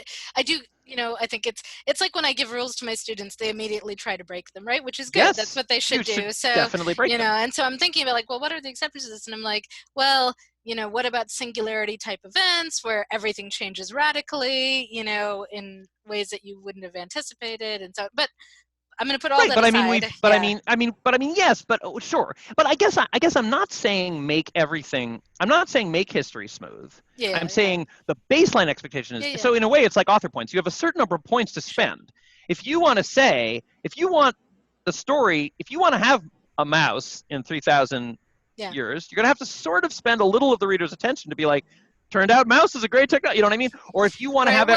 And I think one of the ways I've been dealing with it in my books, in my stories, is what are the things that interrupt the progression of tech, right? So, there was 100 years of war, and that that stalled things, threw things back, etc. Or we're trying to terraform another planet, and we've only got a couple hundred people. That's gonna change everything. It's going to slow everything down. Maybe think people will get rigid about, social roles or whatever, because we're now in a survival setting, or we're on another planet and we've encountered aliens, and they have now thrown a whole bunch of new stuff at us that we wouldn't have evolved on our own. So, and how is that? But I'm also not, when I talk about this symmetry, I'm not talking about a Whiggish march of progress of like we were that much worse before. I'm actually talking about strangeness. I'm talking about alienation. I'm talking about, if you really think about 1500, it's very alienating. Sure. And is the benchmark of like, are you doing a good job of writing in the far future? I feel like, at least if you're playing this particular game, because it doesn't have to be, you could use a simulated. I think to some extent the reason how I learned to stop worrying and love Star Trek was to stop expecting it to play my game. Yeah. Like to stop expecting it to do what I wanted it to do. Think, okay, this is a setting. There's a setting of space, and there's some really interesting character and philosophical dramas that they've decided for some reason to set on a spaceship. Like, as opposed to, and some Star Trek does better and others are meeting my original metric. But I'm not saying this is the only game to play. But a game I like to play is it this much estranging? And, there have been disasters. I mean, there have been times in, the Roman Empire was very connected, and then after that, Europe was split up into a lot of little fiefdoms for a while. And it's not like. I guess I would say what you do, I think your mind naturally does that better than mine, right? Like, my impulse is to essentially do what Star Trek does. What I think Bejeweled is in the same. This whole space opera genre, interestingly, perhaps. Bejeweled doesn't trigger me that way, but anyway, go on. Well, I don't know. Well, it's different. I mean, I agree that she's not playing quite the same game, but I think that she's making a certain, and I think you often. I guess I'm closer to Bejeweled in some ways, but it's that same kind of like, I just want to take these issues, this set of concerns. I want to write. Like, I have that story Plea that's it's up on Lightspeed, guys. You can go read it. It's free. And it was, that story was the intersection of the Syrian refugee crisis being in the news. I'd be listening to it on NPR as I was driving into campus and crying because it was just so terrible, right? And at the same time, my son had started kindergarten and was getting hauled into the office constantly. He had like 17 incidents in the first year, which turned out to basically be because of ADHD. He has a really hard time standing still, especially in line. So he'd be like bumping into other kids. That was taken as aggression. And so all of my anxieties about him, and as a mixed race kid, I'm brown, he's light brown, right? And then hearing people talking about the Syrian refugees and whether we should let them into the country, and well, it's okay to let in women and kids but not young men because there might be terrorists. All of that kind of coalesced into a set of anxieties around who gets to decide who is too violent to come to refuge, right? And and how is that differently applied to brown boys? And so I write this story about space whales and, telepathic space whales and this lesbian couple with kids, and it's actually a little girl who has a violent thought. And my point here, I guess, is that I could have written essentially the same story realistically, right? So I don't know that I did any of the kind of thing you're talking about in terms of extrapolating strangeness, whatever. Like, that wasn't my project. That wasn't what I was interested in doing. I wanted to not trigger people's, as you say, like, I don't want to throw them out of the story. So I want to do a minimum level of world building for plausibility. But what I was really interested in was talking about this issue using the cognitive estrangement of science fiction to be able to talk about the issue without triggering people's preconceptions about the Syrian refugee crisis, right? But I don't think that that's so different. I mean, I think that's, I mean, I maybe talk now. I think now I talked about it in a sort of an extreme way, where I'm sort of like, you have to figure out if they use a fork, you have to think about whether the fork. But I mean, that's sort of like, I'm geeking out about all the details. But I think that cognitive estrangement is sort of rooted in the same idea that you're saying enough here is different that you can let go. You know, you can engage with this theme because I'm placing you somewhere. I'm taking you on a holiday. So it's not Syria, it's not Earth, it's not, and you know, and the amount that you have to do of the sort of, like, in a story that's full of like eyeball kick gimmick, wacky science fictional speculation, you have to do a lot of it because you've foregrounded to the reader that you're going to do a lot of it. But in a story like that, I mean, like, I mean, I love Le Guin, and Le Guin is not full of like, this device is, you know, but that's. Well, and I would say I actually think I could push myself more on that, right? Like, when I bring stuff to you and David Moles to critique, one of the things that I like about having you look at my work is that you start extrapolating all this stuff that I would not think to make weirder and stranger. And it's not the way my mind naturally goes. It's not I have to really work at it. But I think it's a question: does it serve the story? You know, you don't need to make it weirder and stranger is not a goal in and of itself. No, but it usually, I think if I put in a little more, it would make it better. It would, because it would do the work of cognitive estrangement more effectively, right? Yeah, I think there's. I don't want to be taken as saying, you know, I don't mean to leave our listeners, if there are any, with if we end up shipping this one. Yes. So. I don't want to leave anyone with the idea that this is this rule that you have to put on this attention on making things sufficiently strange. I think there's a kind of science fiction that revels in strangeness, and there's a kind of science fiction that uses a little bit of strangeness to pry people away from their everyday concerns in order to deliver some other payload. But I think that you only need as much as you need. You know what I mean? So again, it's what you call your reader's attention to. Many science fiction stories that I love are very spare with the amount of detail that we get. They're essentially fables, you know? Yeah. And that is very effective, but you don't need more. What happens is if you say to the reader, oh, look, here's a thing, you know, then you've called your shot, right? Then you've said, I'm going to put the ball in this pocket, you know? Yeah. And so you have to, so the rule about thinking how strange is this is a rule you only, the corollary to that is you only need to deploy that when you're actually, when you're surfacing to your reader's attention that something is away about this world. You know what I mean? Like, if you're, and you know, and yeah, and some of the time you can say, you know, some of the time it's okay for a certain amount of things to be like, surprisingly, this persisted. You know what I mean? And every reader's gonna have their own idiosyncratic reaction. But I think it is about the, you know, it is just about sort of operationalizing the strangeness in cognitive estrangement.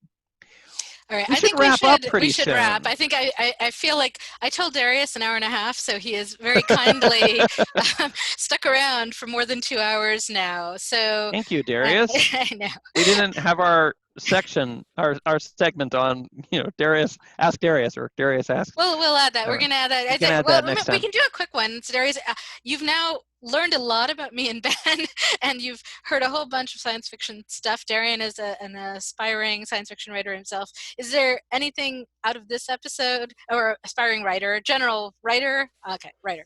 So, is there anything that we skimmed over or that you particularly want us to talk about before we head off? So, no. No, I think that was pretty cool. I guess I never find myself considering those same set of questions when it comes to like my writing. I've never really. If you go to Clarion, you'll get a lot of this. So. Yeah, I've never really been interested in the sci-fi genre specifically. I've more been about fantasy and stuff, but yeah, it was interesting, definitely. And I definitely will ask many of these questions for my book. So good. He's working on a post-apocalyptic book, so he is writing sci-fi now. So we'll see what comes from there. It's not that far in the future, but yeah. Well, neither is most of my stuff is not very far in the future either. And there's a whole anyway. Let's not segue. We're gonna wrap up. How do we wrap, and what's our next? Well, I don't think we got very far with the titling thing, but that's gonna be the theme of the podcast. Is that like every episode we try to title the podcast and fail? Yeah, except we at some point have to come up with something. Well, we'll have to record 13 episodes in secret, and by the final episode of the season, we'll come up with the name and then retroactively apply it. Apply to everything. Well, okay, so here's my thoughts on where we go from here. I would like to record a bunch more. And I think that I can record maybe 3 times a week in terms of my energy levels and time levels. I mean, this was super fun. This was like being at a con and having these conversations with you is awesome. And so I think it will continue to be super fun. And I think bringing in guests will also be super fun. So we just have to sort out some of these tech things a little more. I almost want to take this and basically release it raw as it and point people to it from Facebook and elsewhere, and kind of like ask them. One question I have is the video adding anything? Because we are just talking heads, I'm not sure, right? So if the audio is sufficient, we can get better quality audio easily and just skip the zooming part. But if people find that like it helps seeing our faces, we know that we need to keep working on those tech things and figuring that out. So that's one question I have. I would love Darius to like pull out a couple of the. I do think a couple of these sections could come out as clips. I think there was the whole section where we're talking about, race and language of fail and all of that in the field and how people manage it. I thought that was a pretty coherent chunk. And this later section where we're talking about far future, near future extrapolations and how do you manage that was also a pretty coherent chunk. So maybe those 2 pieces. I don't know if there are any others that stand out to you. I feel like the thing about the first chunk is that I do feel like I have a bit of a fear of coming off as being glib a little. I don't know. Like I'm not sure. I sort of was intending to get around to qualifying something about like, well, because I feel like in a bit in there that I'm like, you can forgive everything. Everything's recoverable. Not everything is recoverable. Like, you know what I mean? Like everything is, or else I want to make some distinction about that where it's like philosophically, you should proceed as if all of your errors are recoverable, but you are not under any obligation to forgive other people for their errors. You know what I mean? Like, I think that's an important caveat. No, and I would kind of like, I don't know. There's the, I think as a fiction writer, I feel like I have the same. I could have been a psychiatrist, right? Like in the sense that like it's the same impulse, or be a priest. Like all of those are kind of the same. Like I'm fascinated by humanity and character and how people motivate, and it means that. It's hard for me to see anyone as a villain, right? Because all right, now we're actually getting into the meat of the conversation itself, but I sort of feel like we should either really get into it. Esther's about to come get me, so let's bracket this and say we should come back to this. So maybe we don't release this one until we come back to it. So maybe. Or we, I don't know. Maybe I may be overthinking it, or maybe I'm too. I mean, maybe we shouldn't worry about it. But I think it's I would definitely release the second of the two. Yeah, and then this one we might want to return to. I don't know. Or just say that like include a caveat, include this bit, right? Like splice it together and say like we feel like we only hit on part of this, and so here's one piece, and then the next piece will develop further in the future. So and you could just take us right now and use. Or it might just be, that if you edit it, that's not really the relevant part. The sort of philosophical musings about forgiveness are not really the relevant part, and the relevant part is more the actual details of the story that we told about. I mean, so anyway, I don't know. Whatever. And then there's the whole like, and then I guess the third segment is just our intros, right? Like if you cut off the like extra stuff at the very beginning, and there was a while where Ben was introducing himself and I was introducing myself, and I think that's going to be a useful piece for the series, right? So there's at least 3 segments in there to pull out. So I would have Darius do that, and then release them and ask people to look at it.